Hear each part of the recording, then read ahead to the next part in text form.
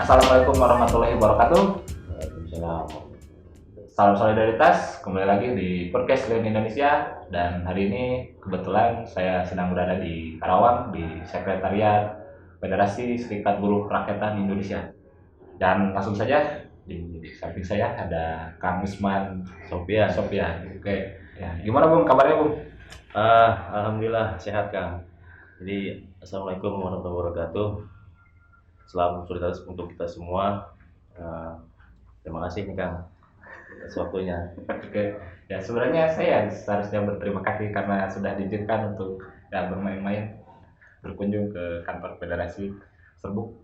Oke, Bung, ya kita langsung saja ya kawan-kawan. Hari ini kita akan ngobrol-ngobrol dengan Kang Usman. Ketika bicara terkait dengan Karawang gitu ya, Karawang kalau ya kita semua kawan-kawan mengenal Karawang itu adalah kota yang terkenal sebagai kota dengan upah minimum, kota tertinggi di Indonesia. Lalu kalau kita bicara narasi dari pemerintah atau pengusaha atau ya pemerintah pada umumnya gitu bicara bahwa upah yang tinggi itu adalah salah satu penghambat daripada investasi. Melihat hal seperti itu bagaimana Bung menyikapi terkait dengan Karawang sebagai kota dengan UMK tertinggi? Sebenarnya ya tidak ada dampak yang serius gitu ya, karena hari ini masih ada gitu kan ya, kita temukan di beberapa kawasan terbesar di Karawang, Ya, kawasan industri yang ada di Karawang masih ada pembangunan ya, pengembangan pabrik gitu, perluasan pembukaan cabang seperti itu masih ada gitu kan. Memang hanya untuk beberapa sektor saja sebenarnya gitu kan, seperti ya perusahaan garmen, tekstil, padat karya mereka mulai merasa berat dengan UMK terbesar hari ini gitu kan, sehingga mereka mulai melakukan perluasan ke daerah-daerah Jawa Tengah seperti itu, karena UMK di sana kan masih kecil gitu. ya setengahnya lah Ya. ada setengah dari upah di Jabodetabek gitu ya. Iya. Kan sebenarnya Karawang ini juga dulunya gitu ya, terkenal sebagai kota lumbung padi gitu, lumbung padi. Lalu sekarang dengan ya kondisi hari ini dengan industrialisasi itu sebenarnya bagaimana Bung dampaknya kalau Bung perhatikan? Dampak hari ini yang kelihatan itu ya Karawang semakin padat pastinya ya, karena ada pendatang-pendatang yang bekerja di Karawang, mencari nafkah di Karawang karena alasan upah Karawang tinggi gitu kan, sehingga ya pekerja-pekerja daerah itu mulai berdatangan ke Karawang gitu. Urbanisasi Seperti itu.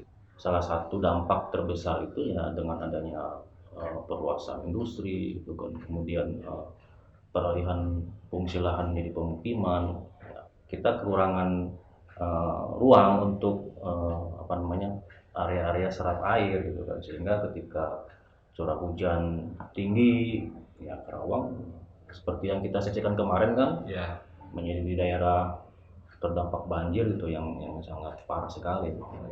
Ya ada beberapa anggota kita khususnya yang di Jawa Barat nih ya, yang di Karawang ada yang terdampak, ada yang rumahnya terendam ya hanya tinggal kelihatan atapnya saja gitu kan.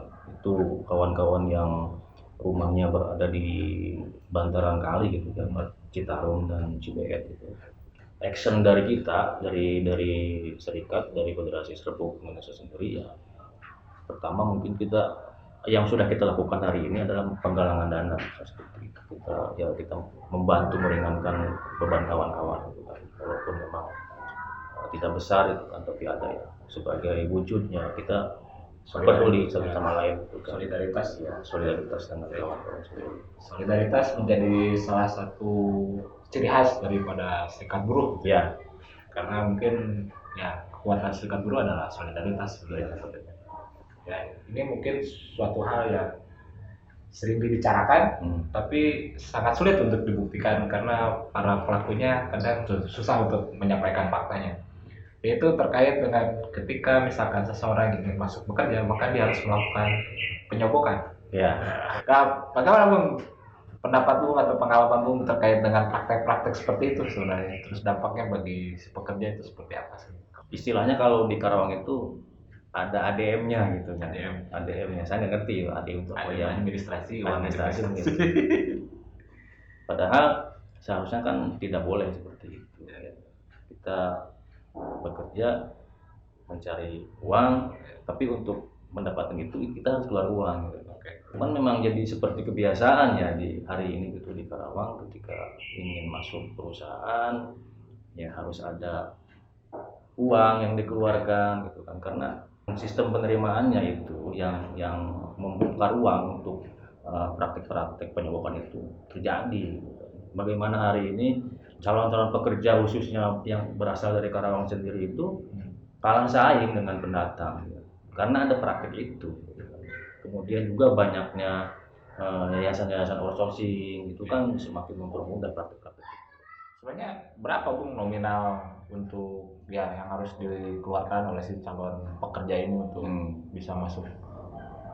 Itu kalau untuk nominal sebenarnya kan tergantung dari si apa ya, penyedia biasanya, penyalur lah gitu, penyalurnya. Calo mungkin ya kalau bahasa ininya gitu. Kadang ada yang minta 5 juta untuk bisa masuk gitu kan. Ada yang sampai 10 juta gitu kan. Ini pengalaman pribadi saya juga pernah loh. Saya diminta gitu kan untuk memasukkan teman saudaranya gitu kan.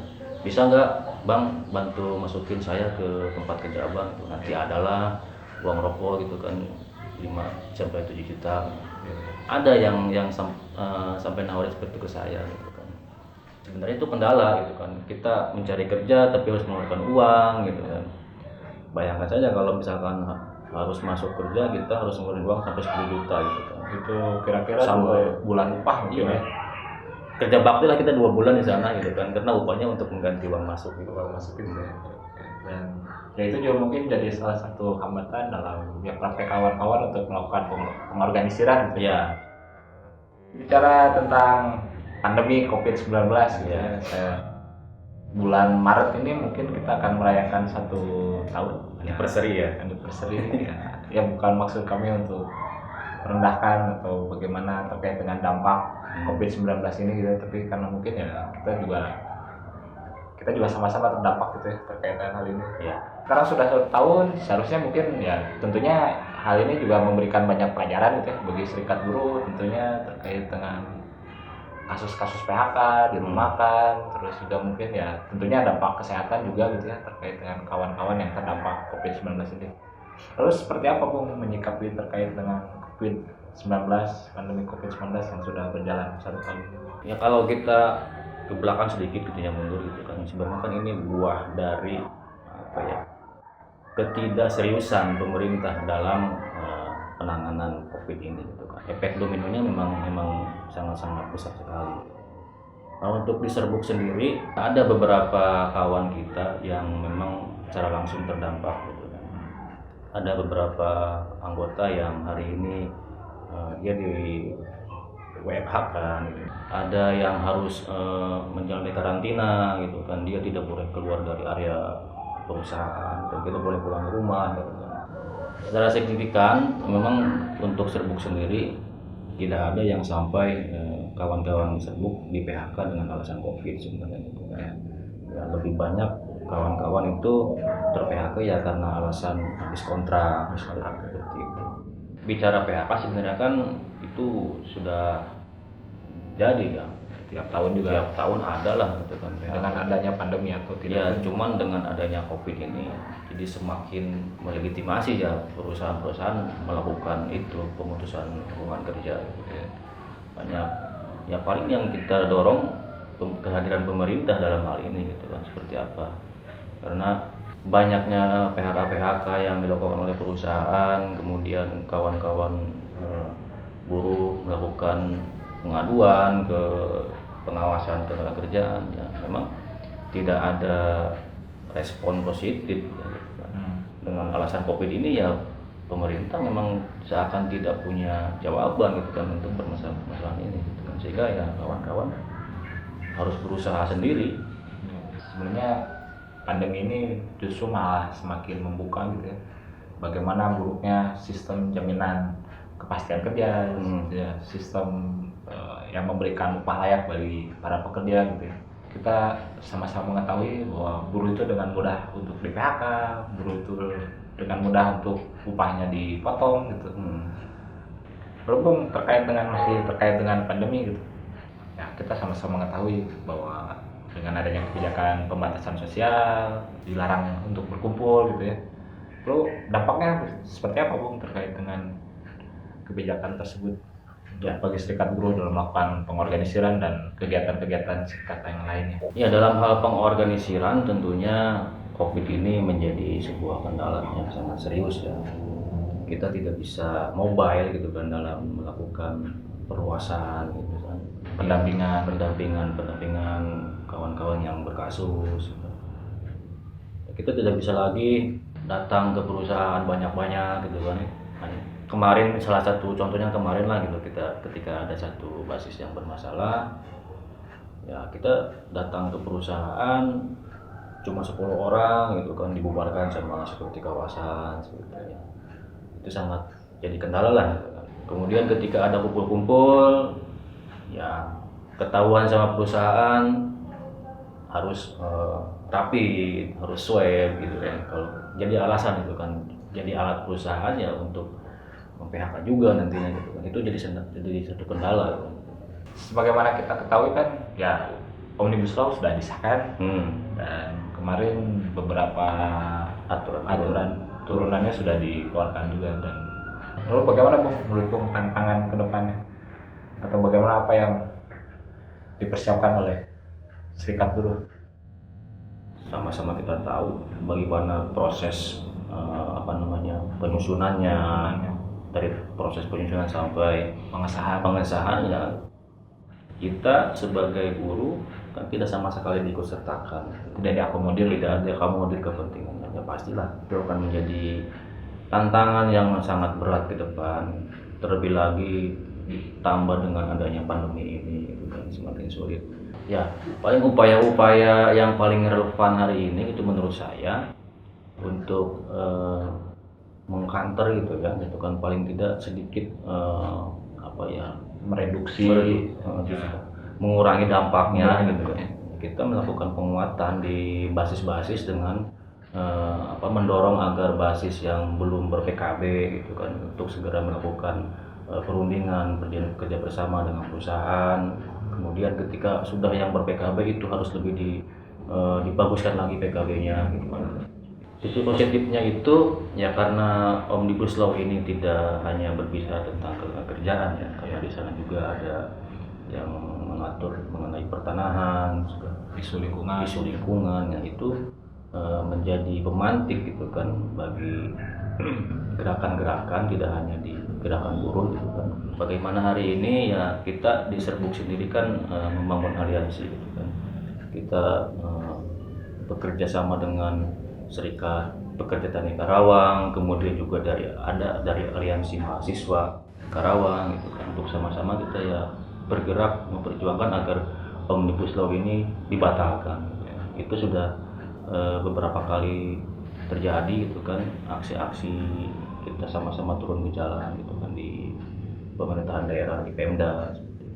Ya PR kedepannya ya bagaimana kita merawat gitu kan agar gerakan atau aliansi yang sudah kita bangun ini bisa terus terjaga, kemudian bertambah besar sehingga ya kekuatan kita akan menjadi sebuah kekuatan yang benar-benar bisa merubah gitu kan semua keadaan hari ini.